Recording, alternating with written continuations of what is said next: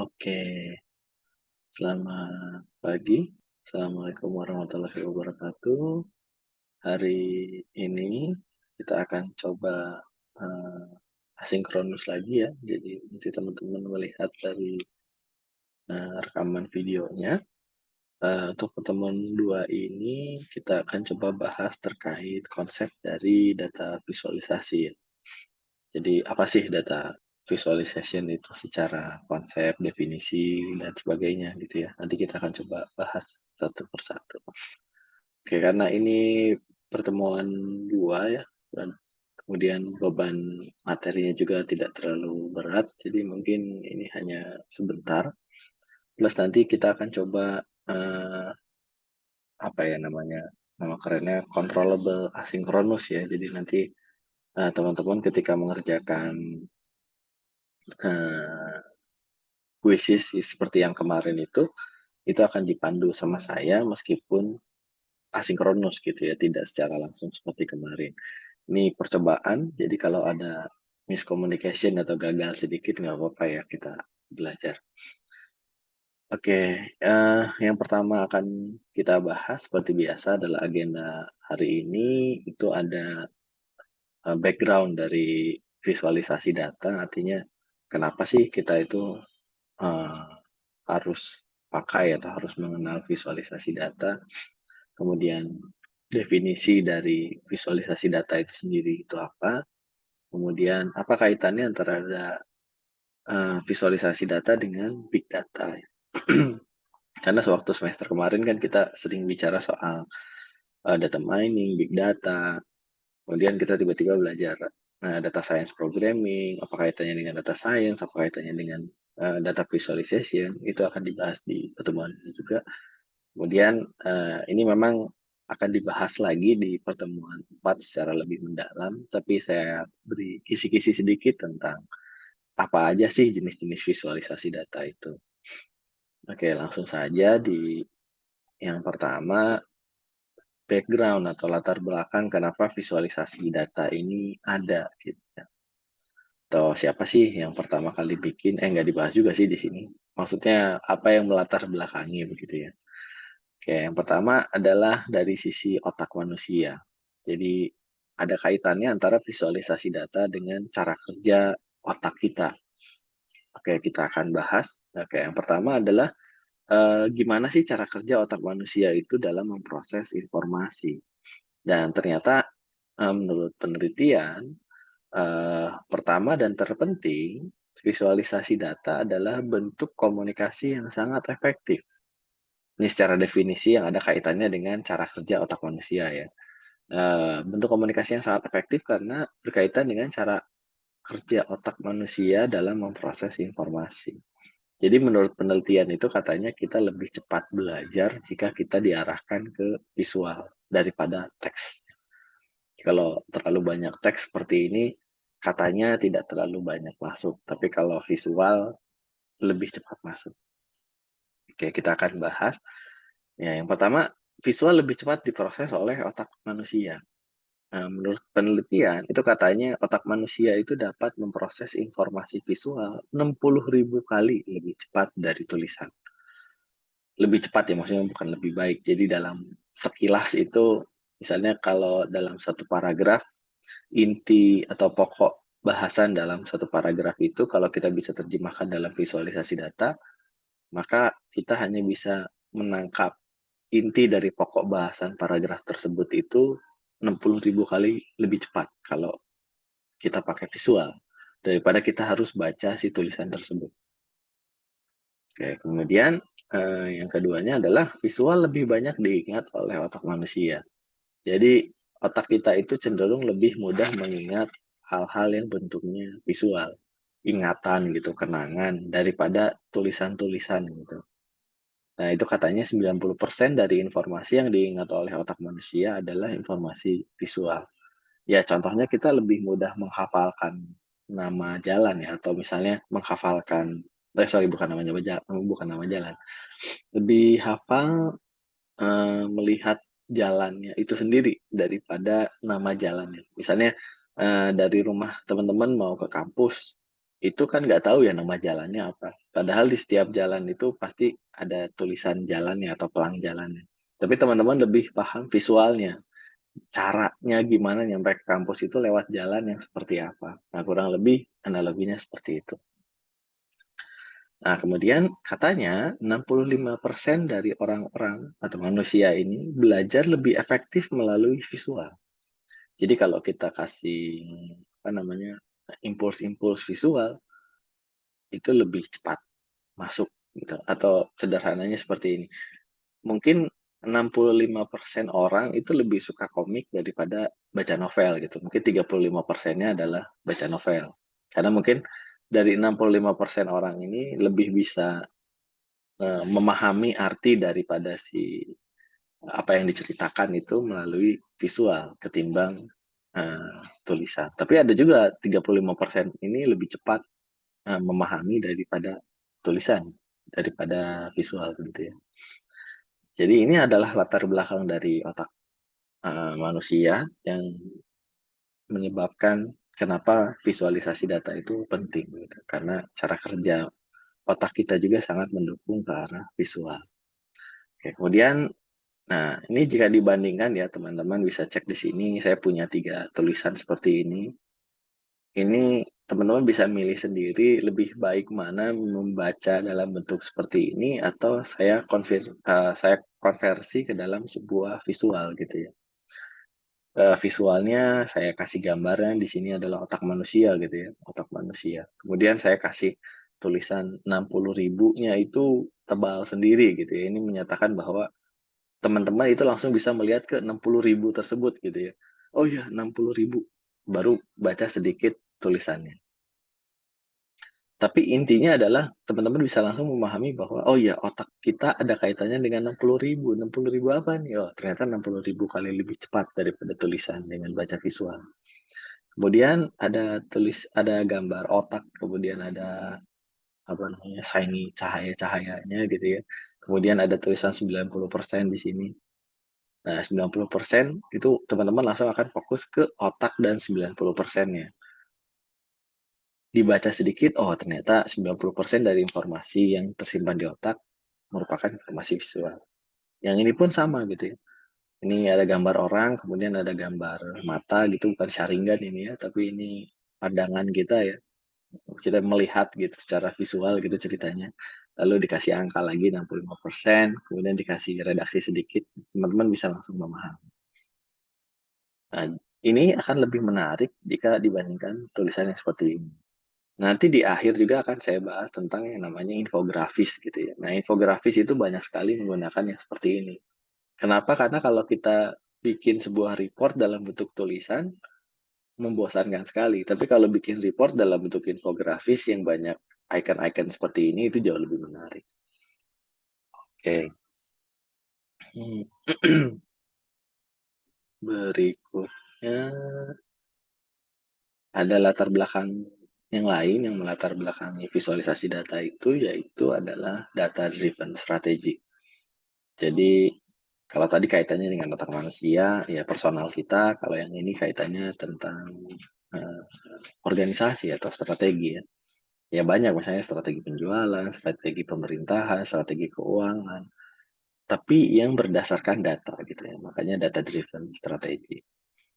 Nah, di sini sebelum kita masuk ke data driven strategy, kita masuk ke yang namanya standar strategi pyramid. Jadi ada segitiga level dari strategikal sebuah perusahaan atau organisasi itu dibagi menjadi 3 level, yaitu operasional, taktikal, dan strategikal. Nah, ini juga waktu pertemuan pertama sudah saya sempat bahas sedikit gitu ya. Nah, jadi dalam piramid tersebut hierarkinya atau urutannya adalah strategi ada di yang paling atas. Nanti gambarnya ada di slide berikutnya. Kemudian taktis ada di bagian tengah dan paling bawah itu adalah operasional. Itu menyatakan bahwa strategi aja itu nggak cukup untuk membuat perusahaan sukses. Atau operasional saja nggak cukup bikin perusahaan sukses. Misalnya operasionalnya bagus, penjualannya bagus, tapi ketika masuk ke strategi, salah strategi, maka nanti bulan depan atau tahun depan akan merosot juga.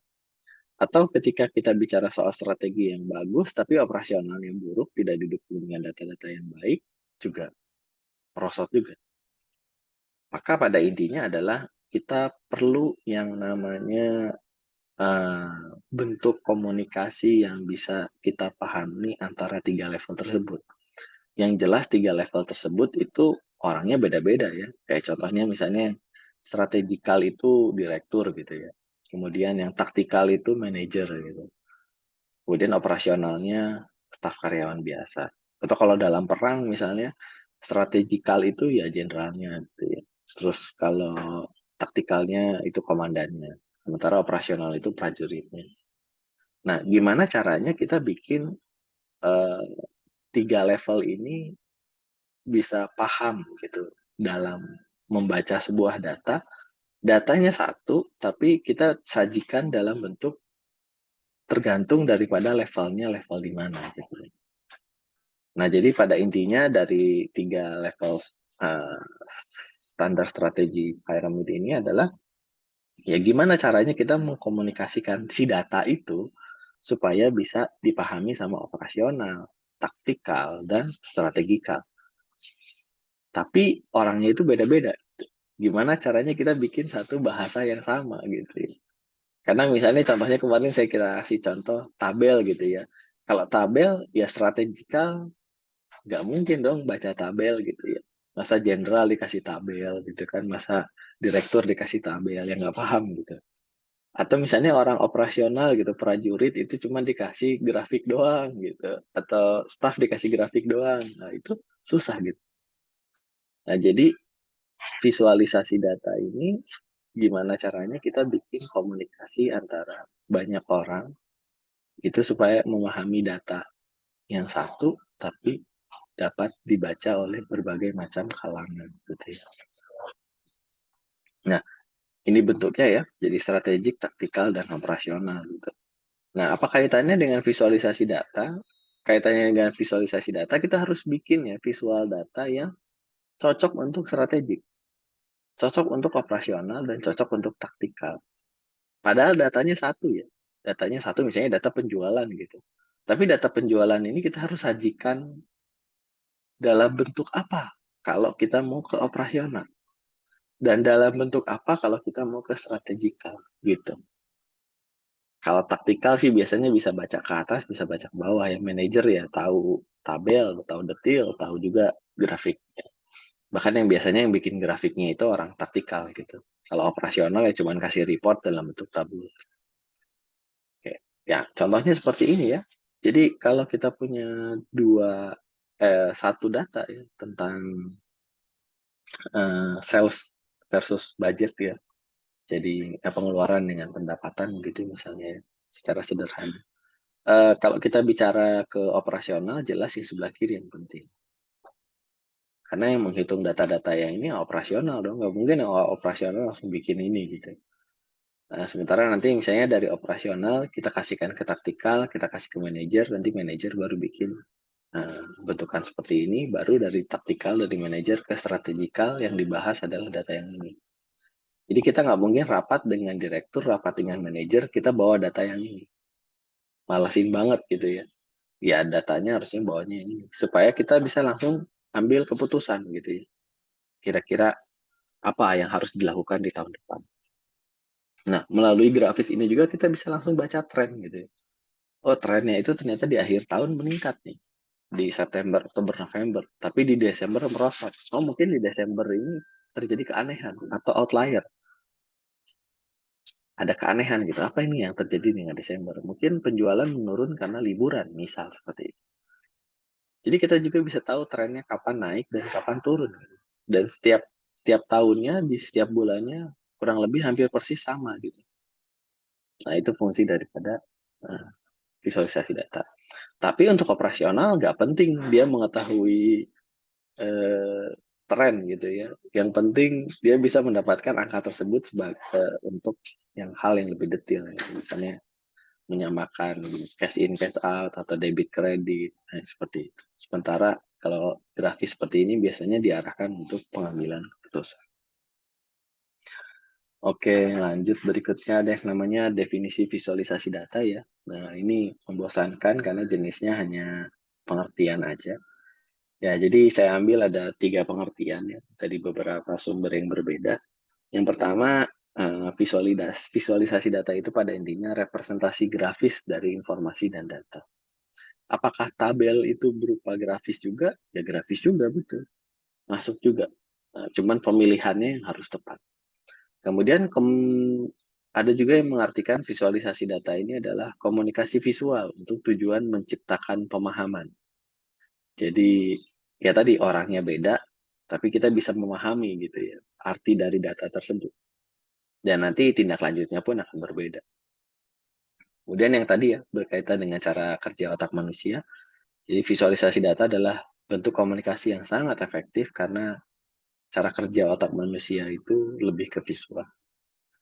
Oke, kemudian apa aja sih elemen dari visualisasi data? Ya jelas, elemennya ada grafik, ada chart gitu ya, ada map. Nah, kemudian tujuannya untuk apa sih? Ya sama seperti halnya kita data mining kemarin, tujuannya untuk mengetahui pola. Tapi kalau data mining itu kemarin pakai algoritma, kita tahu polanya seperti apa, kita prediksi. Nah, tapi dengan visualisasi data pun bisa.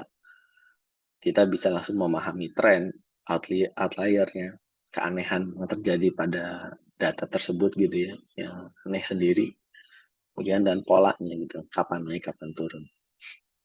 Nah, kemudian ada fungsi visualisasi data ya. Nah, ini fungsinya adalah memberikan cara terbaik bagi karyawan atau pemilik bisnis untuk menyajikan data kepada audiens non teknis tanpa kebingungan. Jadi kalau seumpamanya ya teman-teman mau presentasi ke orang bule gitu ya, teman-teman harus bisa pakai bahasa Inggris gitu. Kalau pakai teks ya, wah teman-teman harus translate dulu teksnya, banyak sekali. Tapi kalau disajikan dengan gambar, cukup bikin Januari berapa, Februari berapa, teman-teman nggak perlu ngenerangin gitu. Orang bulenya aja suruh baca sendiri, dia sudah pasti paham. Atau misalnya yang nggak ngerti soal bisnis gitu, ya dikasih grafis juga bakal tahu sendiri, oh iya di bulan ini naik, di bulan ini turun. Jadi bisa kita menciptakan suatu bahasa yang bisa dipahami oleh banyak orang. Kita bisa bikin orang-orang paham tanpa adanya batasan bahasa. Nah, kemudian kalau untuk di big data sendiri, ya sudah jelas alasannya ya untuk menganalisis sejumlah eh, data yang besar gitu ya, informasi informasi yang besar gitu. Jadi data yang sebanyak itu kalau kita lihat dalam bentuk Excel ya sulit dong gitu ya. Jadi gimana caranya kita menganalisis supaya sederhana dari data yang banyak itu kita langsung ubah ke dalam sebuah grafik. Oke, berikutnya kalau kita bicara soal keuntungan ya. Keuntungan daripada visualisasi data, itu yang pertama ya mata kita itu lebih tertarik pada pola visual. Kalau teks itu ya merah, hitam, mungkin ada merahnya sedikit, ada bold. Nah, tapi kalau dengan grafis itu kita bisa dengan cepat gitu, misalnya dikasih warna yang berbeda, dikasih bentuk yang berbeda, itu kita langsung bisa paham. Nah, di sini katanya bahasa kerennya adalah kita bisa dengan cepat mengidentifikasi mana merah, mana biru gitu ya. Dan mana kotak dan mana lingkaran. Tapi kalau teks kan, wah kita harus baca dulu ya. Mungkin untuk menerjemahkan sebuah grafik dan bentuk teks itu bisa panjang sekali gitu ya. Tapi kalau bentuknya teks bagan grafis itu bisa lebih cepat gitu kita memahami. Nah, kemudian visualisasi data ini juga karena bentuknya visual gitu ya. Kalau kita desainnya dengan baik, itu kita bisa menarik minat. Meskipun ini bukan fungsi utama ya. Tapi ya ini cuman kayak bonus aja kalau ngedesainnya cakep, itu bisa bikin minat pembaca itu lebih bagus lagi gitu. Berikutnya ada, nah ini saat kita lihat grafis gitu ya, ngelihat chart, tuh line chart gitu ya, itu kita bisa langsung memahami tren dan outlier-nya. Kayak tadi gitu, saya kasih gambar sales versus budget, kita bisa langsung mengetahui trennya naik itu di bulan apa, dan terjadi keanehan di bulan apa di Desember gitu kan. Dan nanti kita bisa cari hubungan-hubungannya sendiri gitu ya, ini kenapa nih Desember bisa turun banget gitu. Nah itu kita bisa ketahui sendiri dengan mudah.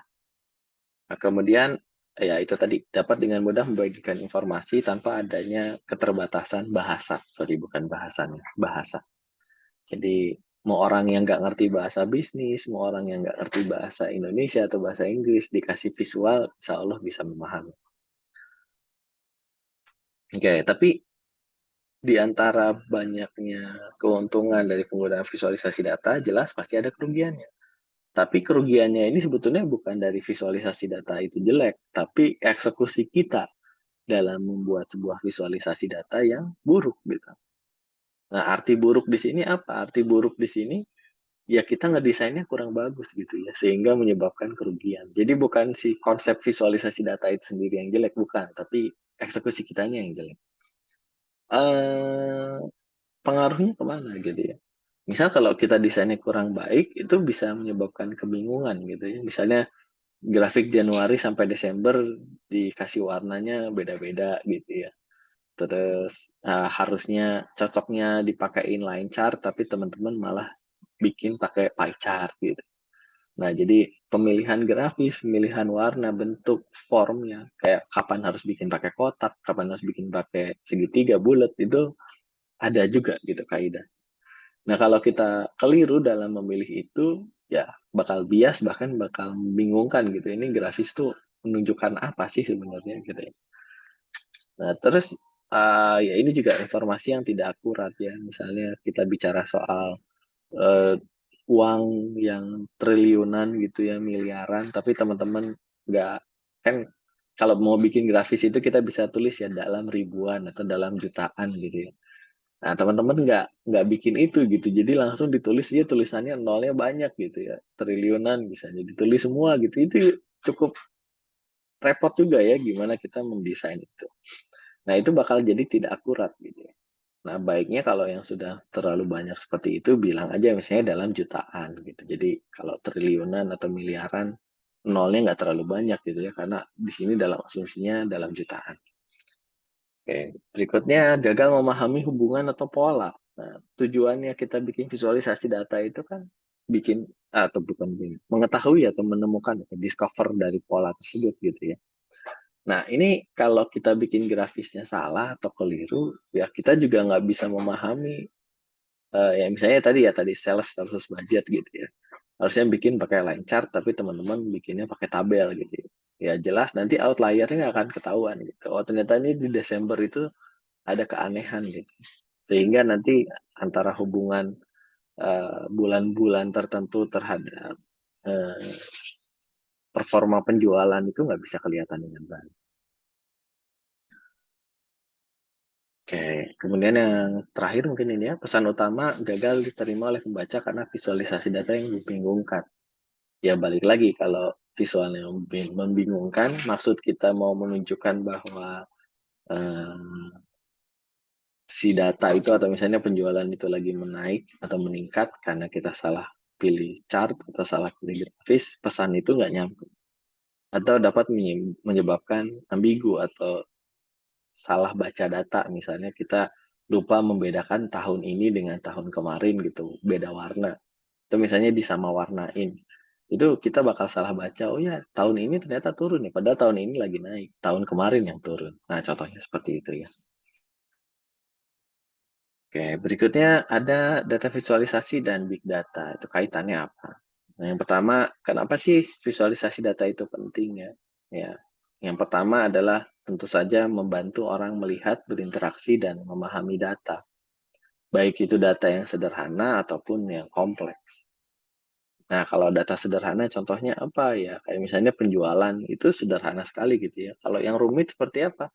Rumit itu kalau COVID gitu ya. Nah, itu COVID rumit tuh karena ada kaitannya dengan keputusan. Keputusan dari pemangku pemerintahan gitu. Yaitu otomatis bacanya dari data dong. Nah, itu datanya sangat kompleks ya.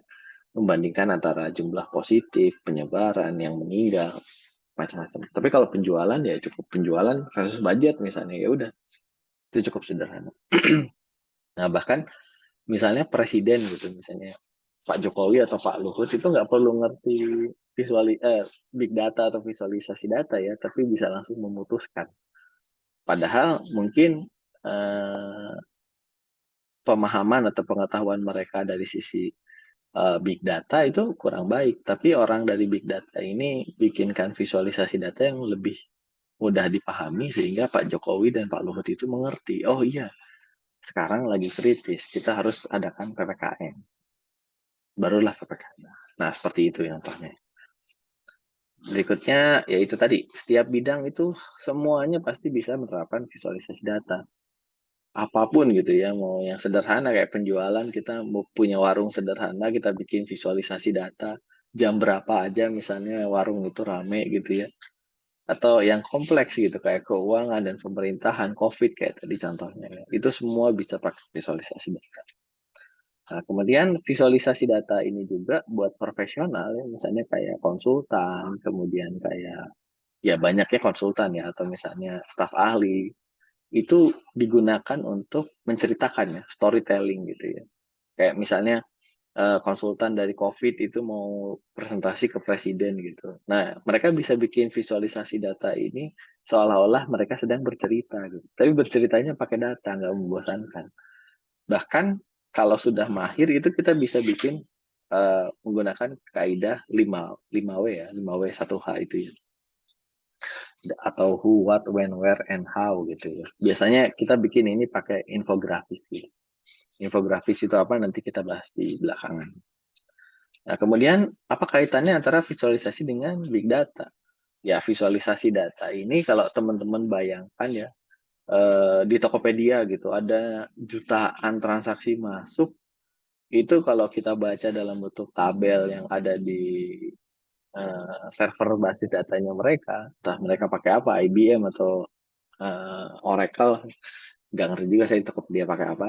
Itu bisa bayangkan teman-teman, jutaan data masuk setiap harinya, itu kita bingung juga gitu ya, bacanya gimana, ngambil keputusannya seperti apa. Tapi dengan visualisasi data, itu dengan mudah kita bisa konversi dalam bentuk grafik, kita bisa ketahui barang apa aja, kategori barang apa aja yang lagi naik, kemudian kapan penjualannya naik, kapan kita harus bikin promo, itu bisa dengan mudah sekali ketahuan. Gitu.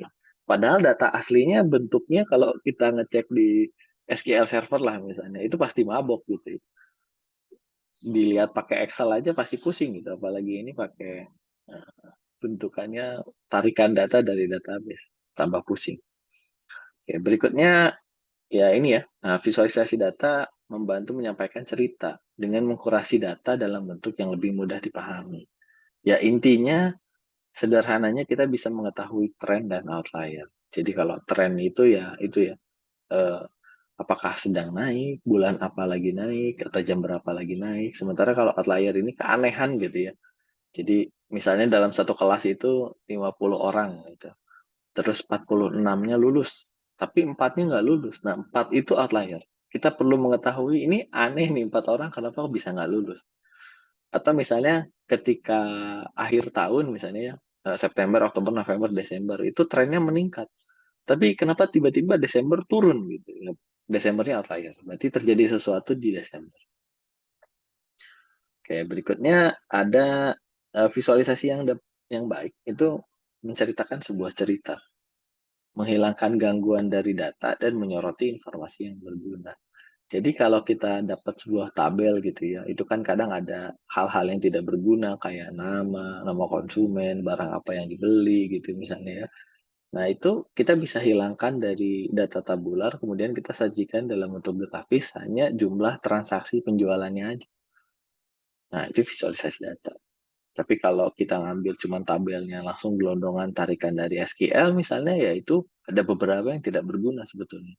Yang ngapain misalnya Pak Nadiem waktu dulu Gojek harus tahu siapa nama konsumennya kan enggak ya. Yang penting si konsumen ini sehari berapa kali naik Gojek ya. Itu yang paling penting. Nah, kemudian visualisasi data yang efektif itu bisa menyeimbangkan yang rumit antara bentuk dan grafis. Ini tingkat kesulitan dari visualisasi data ya. Apalagi buat kita orang teknik nggak ngerti desain gitu ya. Intinya adalah visualisasi data itu adalah menyeimbangkan yang rumit antara bentuk dan fungsi. Nah, contohnya seperti apa? Ini misalnya ada sebuah grafis yang sederhana, itu kita nggak dapat poin apa-apa gitu ya, karena misalnya sajikan dalam bentuk tabel gitu. Oh iya tabel, oh ya ini penjualan Januari segini, Februari ini, tapi poinnya apa gitu, itu cuman hanya, oh ya penjualan aja. Tapi kalau diubah jadi grafis, dibikin jadi line chart gitu misalnya, oh iya langsung ketahuan, ada poinnya. Tapi kalau visualisasinya terlalu rame gitu ya, wah misalnya dikasih, label, kemudian, caption-nya juga cukup jelas tadi ya, triliunan sampai ditulis semua, terus dikasih warna-warna yang rumit. Nah, justru kalau terlalu berlebihan seperti itu juga pesannya gagal gitu. Kita nggak bisa baca, malah jadi bingung gitu, ini arah visualisasi datanya tuh mau kemana sih, gitu. Jadi harus seimbang gitu ya, yang disajikannya seimbang, cara menyajikannya pun harus seimbang. Jangan terlalu rame dan yang kompleks itu kita bikin rumit. Yang kompleks itu jangan dibikin rumit, tapi dibikin lebih sederhana, seperti itu. Oke, ini pembahasan terakhir untuk jenis-jenis visualisasi data. Ini masih yang secara umum ya. Nanti di pertemuan berikutnya itu akan kita bahas lebih detail lagi. Oke, yang pertama adalah chart atau graf ya, bagan atau grafis. Nah, ini informasi yang disajikan dalam bentuk tabel. Ini tabular juga bisa masuk ke sini ya. Dan grafik yang pada intinya ditampilkan di sepanjang dua sumbu. Jadi bentukannya hmm, ya bentuknya ada dua sumbu gitu, ada X dan Y begitu ya. Nah, ini chart atau grafis. Bentuknya pasti selalu seperti itu. Oke, berikutnya ada tabel atau tabular. Ya, kumpulan gambar yang ditampilkan dalam baris dan kolom ya jelas ya ini bentukannya baris gitu dan ada kolom. Itu data tabular. Nah, kemudian ada yang namanya geospasial. Nah, geospasial ini sesuai dengan namanya geo ya. Oh, geo udah pasti bumi, berarti menampilkan bumi. Ya, misalnya kayak COVID gitu ya, ada sebaran COVID itu berdasarkan peta dunia. Nah, itu geospasial. Jadi visualisasi data yang menampilkan data dalam bentuk peta, menggunakan bentuk dan warna yang berbeda untuk menunjukkan hubungan antara potongan data dan lokasi tertentu. Ya, misalnya di situ kita bisa tahu bahwa daerah di Indonesia itu mana yang penyebaran COVID-nya banyak, kita kasih warna merah. Penyebaran COVID-nya tidak terlalu banyak, kita kasih warna abu-abu. Misalnya seperti itu ya. Jadi supaya kita tahu bahwa, oh iya, daerah Jawa itu lagi merah. Seperti itu geospasial. Kemudian ada yang namanya infografis. Nah, kalau infografis ini biasanya disajikan dalam bentuk laporan atau poster atau ya yang suka kita bagi-bagikan di IG apa bagi-bagikan di WA yang isinya data dan kata. Ya, seperti yang tadi ya, 60.000 kali lebih cepat menerima visual daripada teks. Nah, itu salah satu sering digunakan di infografis.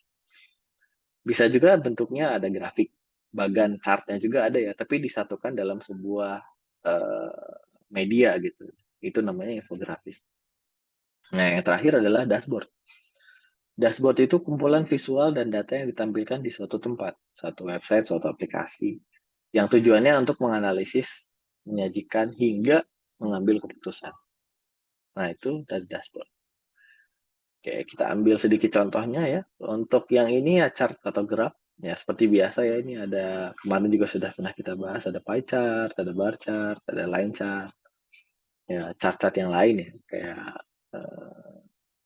ya banyak sih. Tapi kurang lebih intinya sama. Ada bukan baris dan kolom, ada dua sumbu ya, X dan Y. Kecuali kalau pie chart. Tapi karena dia masuknya chart juga, jadi masuknya pie chart. Masuknya ke chart atau graf juga.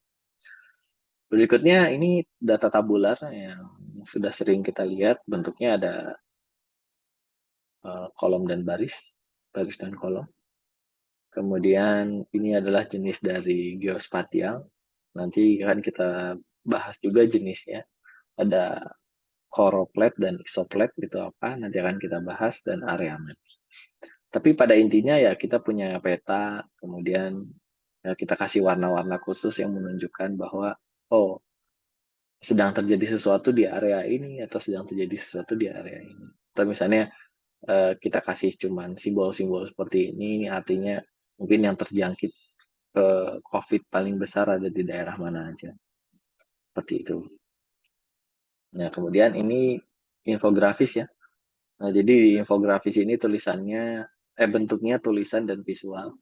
Jadi ini tulisannya, tapi ada beberapa visual gitu ya. Tapi ini harus memuat data ya, maksudnya jangan, eee, gimana caranya kita terhindar dari COVID-19, oh ya itu mungkin hanya himbauan bentuknya poster aja.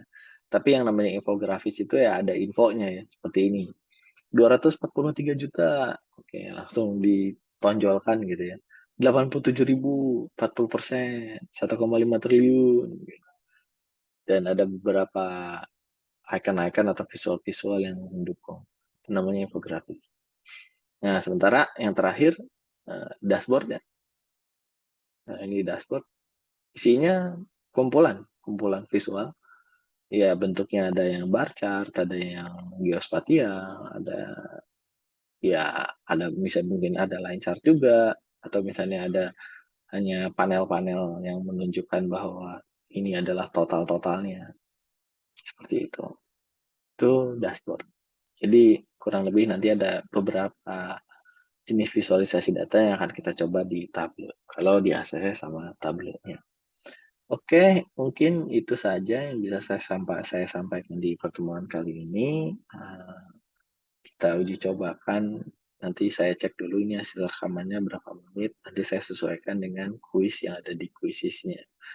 Oke, kita coba untuk asinkronus secara terkontrol ini, kalau sukses mungkin nanti ke depannya, rekaman saya kasih di jam yang seharusnya di mana saya mengajar, jadi nggak ditunda-tunda seperti semester kemarin, dan kuisnya itu langsung, nggak ditunda-tunda juga sampai seminggu kemudian. Oke, ditunggu untuk informasi berikutnya di WA grup untuk gimana akses ke kuisisnya. Saya cukupkan, terima kasih, selamat pagi. Assalamualaikum warahmatullahi wabarakatuh.